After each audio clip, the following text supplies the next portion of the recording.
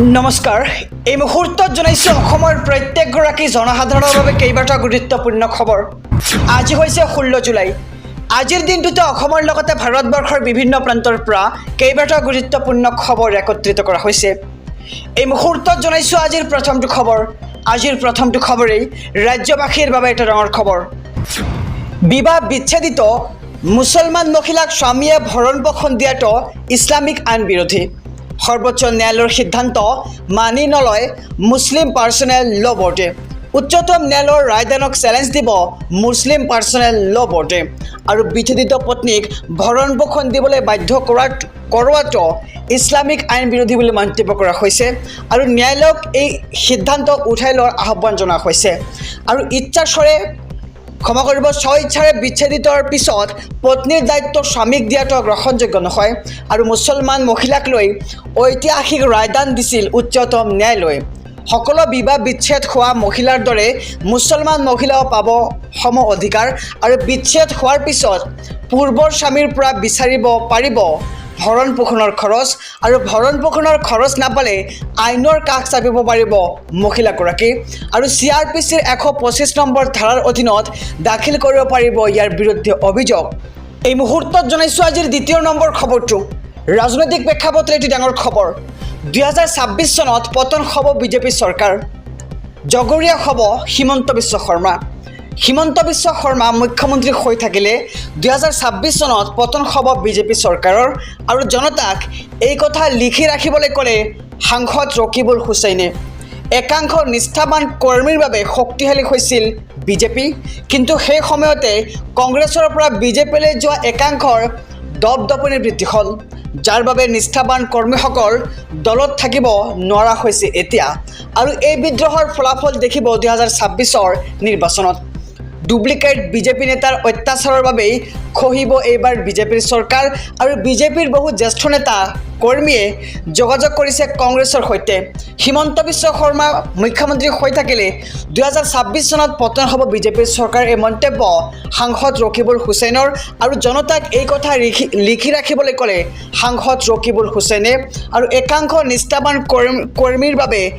শক্তিশালী হৈছিল বিজেপি এই মুহূৰ্তত জনাইছো আজিৰ তৃতীয় নম্বৰ খবৰটো তৃতীয় আৰু চতুৰ্থ বৰ্গৰ চাকৰিৰ আবেদনকাৰীলৈ ডাঙৰ খবৰ SLRCয়ে প্ৰকাশ কৰিলে তৃতীয় আৰু চতুৰ্থ বৰ্গৰ পৰীক্ষাৰ চিলেবাছ ডিগ্ৰী HSSLC লেভেলৰ বাবে পৃথকে প্ৰকাশ কৰিছে চিলেবাছ আৰু কোন বিষয়ত কিমান নম্বৰকৈ থাকিব SLRCয়ে কৰিলে প্ৰকাশ আৰু MCQSৰ আৰ্হিতে আহিব এইবাৰ পৰীক্ষাৰ প্ৰশ্নকাকত এইবাৰ তৃতীয় আৰু চতুৰ্থ বৰ্গৰ পৰীক্ষাত থাকিব নেগেটিভ মাৰ্কিং আৰু প্ৰতিটো ভুল উত্তৰৰ বাবে কৰ্তন কৰা হ'ব 0.25 নম্বৰ আৰু দুটা উত্তৰৰ বাবে কৰ্তন কৰা হ'ব 0.50 নম্বৰ অৰ্থাৎ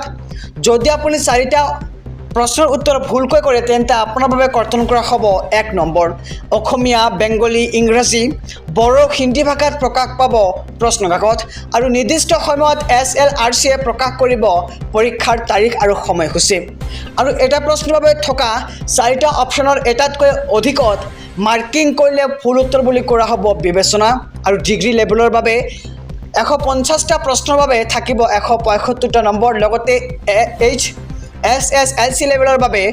150টা প্ৰশ্নৰ বাবে থাকিব 150 নম্বৰ আৰু HSLC লেভেলৰ বাবে 150টা প্ৰশ্নৰ বাবে থাকিব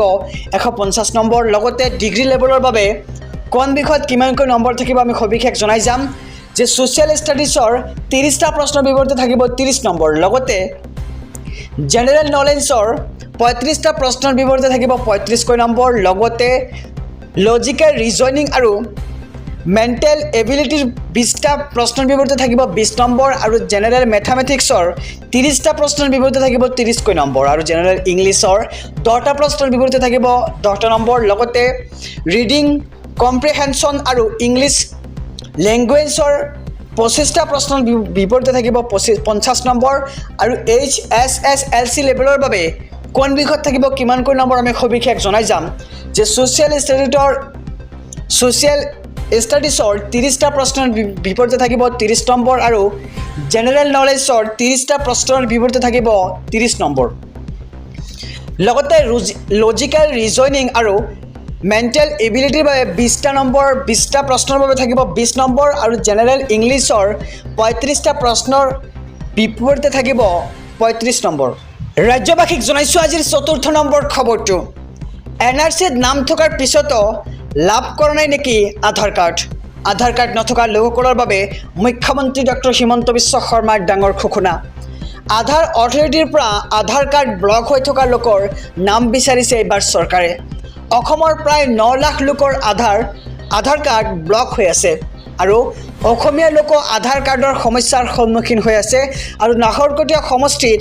আধাৰ কাৰ্ডৰ সমস্যাৰ সন্মুখীন হৈছে 26 জন অসমীয়া লোক আৰু NRC কেন্দ্ৰত বায়োমেট্ৰিক দিয়াৰ বাবে আধাৰ কাৰ্ড ব্লক হৈ পৰা বুলি মন্তব্য মুখ্যমন্ত্ৰীগৰাকীৰ আৰু NRCত নাম থকাৰ পিছতো লাভ কৰা নাই নেকি আপুনি আধাৰ কাৰ্ড নথকা লোকসকলৰ বাবে মুখ্যমন্ত্ৰীৰ ডাঙৰ ঘোষণা যে এইবাৰ আধাৰ অথৰিটিৰ পৰা আধাৰ কাৰ্ড ব্লক হৈ থকা লোকৰ নাম বিচাৰিছে চৰকাৰে এই মুহূৰ্তত জনাইছোঁ আজিৰ 5ম নম্বৰ খবৰটো ৰাজনৈতিক প্ৰেক্ষাপটৰ আৰু এটি ডাঙৰ খবৰ অসমত শক্তি বৃদ্ধি হৈছে কংগ্ৰেছৰ আপ আৰু অগপ এৰি কংগ্ৰেছত যোগ দিলে কেইবাগৰাকীও নেতাই ৰাজীৱ ভৱনত বিশাল যোগদান কাৰ্যসূচী অনুষ্ঠিত কৰা হৈছে আৰু ৰাজ্যৰ কেইবাখনো জিলাৰ নেতাই